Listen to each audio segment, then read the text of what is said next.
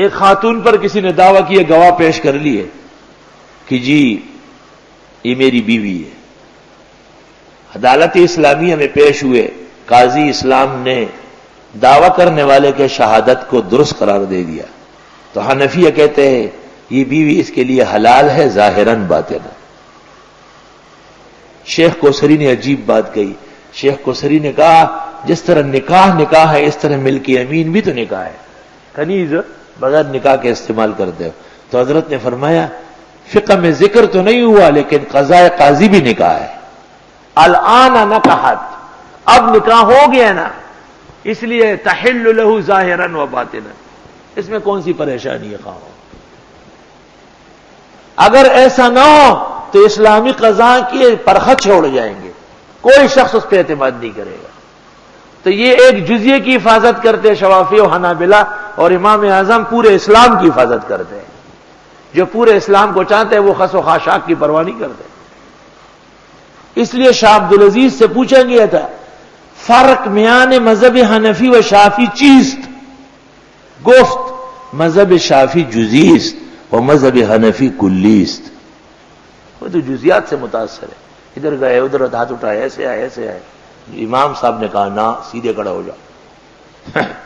جو جزیات پر مشتمل روایت تھی، کہا میں اس کا جواب بتاتا ہوں۔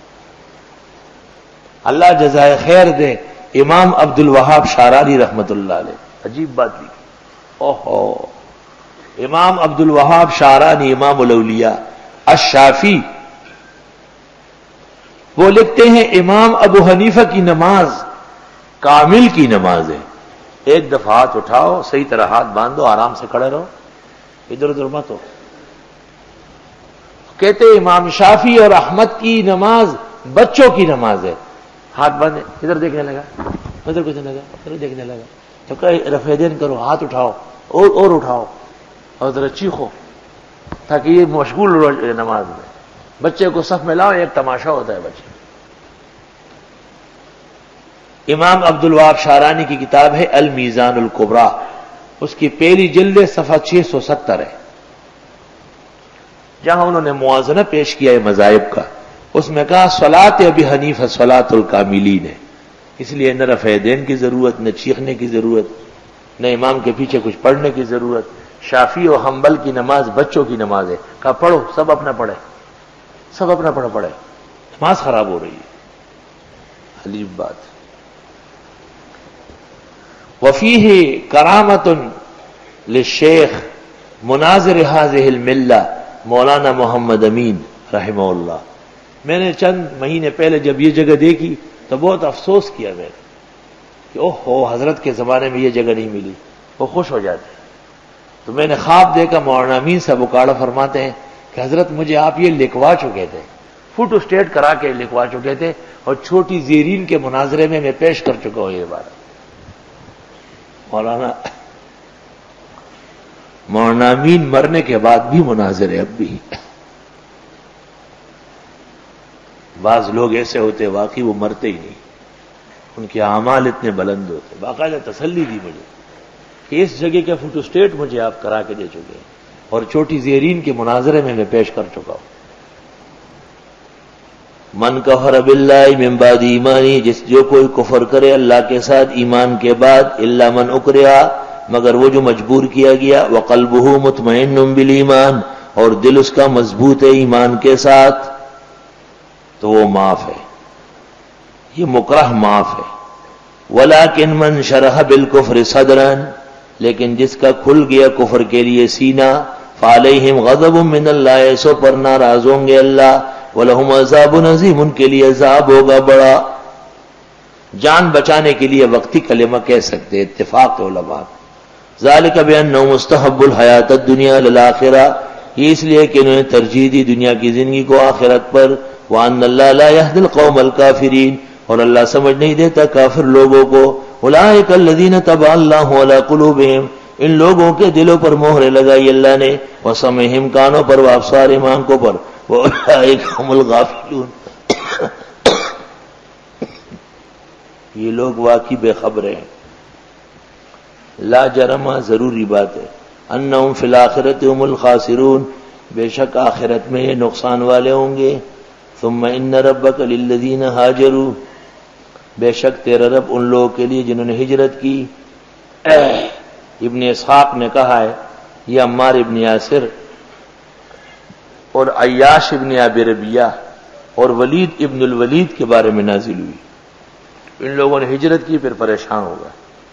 بے شک تیرا رب ان لوگوں کے لیے جنہوں نے ہجرت کی، من بعد ما فتنوا، بعد اس کے کہ وہ پریشان ہو گئے تھے، ثم جاہدوا، پھر جہاد کیا، وصبروا، جم کے رہے، ان ربک من بعدها لغفور الرحیم، بے شک تیرا رب اس کے بعد خوب معاف کرنے والے رحم والے ہیں۔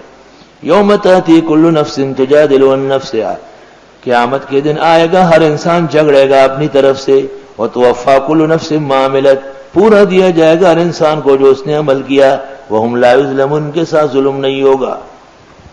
وضرب اللہ مثلا قریۃ، مثال بیان کرتے اللہ ایسی بستی کی، کانت آمنہ، جو امن سے تھی، مطمئنۃ، آرام سے رہنے والی، یاتیہا رزقہا رغدا من کل مکان، آتی تھی ان کی روزی بہت کھل کر ہر طرف سے، فکفرت بانعم اللہ، پس اس نے ناشکری کی اللہ کی نعمتوں کی، فاذاقها اللہ لباس الجوع والخوف، پس چکا دیا اس کو اللہ نے جامہ بھوک اور خوف کا، بما کانوا یصنعون، بسبب ان کے کفر کرنے کے۔ مشہور روایت یہ ہے ابن عباس کی کہ یہ مکہ مراد ہے، جب ان لوگوں نے بہت نافرمانی کی تو وہ نعمتیں ختم ہو گئی، قافلے آنا رک گئے اور بھوکے اتنے ہوئے کہ مورخین نے لکھا ہے ایک آدمی قضاء حاجت کے لیے بیٹھا رہتا تو دوسرے انتظار میں ہوتا تھا کہ یہ اٹھے اور میں جاؤں اور وہ کھا لوں۔ درختوں کی چھالیاں ختم ہو گئی، اور جس کے چھوٹے چھوٹے بچے تھے دو چار، ایک دو کو کاٹ کے کھا لیا۔ اس وقت ابو طالب رسول اللہ صلی اللہ علیہ وسلم کی خدمت میں آئے اور معافی مانگی اور ان سے کہا کہ آخر آپ کی قوم تو ہے، آپ دیکھ رہے ہیں کتنی پریشانی ہے۔ تو رسول اللہ صلی اللہ علیہ وسلم نے بس جیسے ہی کھڑے تھے چچا کی بات سن کر ہاتھ اٹھائے، دعا فرمائی، بادل آئے اور زبردست بارش ہوئی۔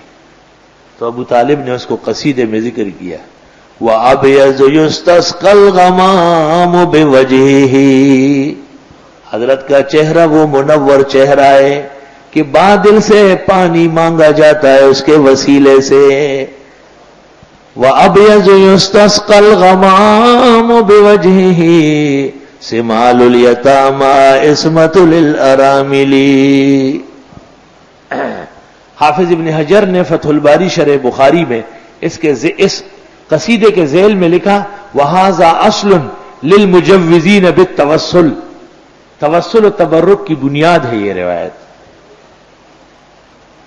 اور بیان فرماتے اللہ مثال ایک بستی کی، کانت آمنۃ مطمئنہ، جو امن و اطمینان سے تھا، یاتیہا رزقہا، آتا تھا اس کا رزق، رغدن کھل کر، من کل مکان، ہر طرف سے، فکفرت بانعم اللہ، اس نے ناشکری کی اللہ کے احسانات کی، فاذاقها اللہ لباس الجوع والخوف، پس چکا دیا اس کو اللہ نے لباس بھوک اور خوف کا۔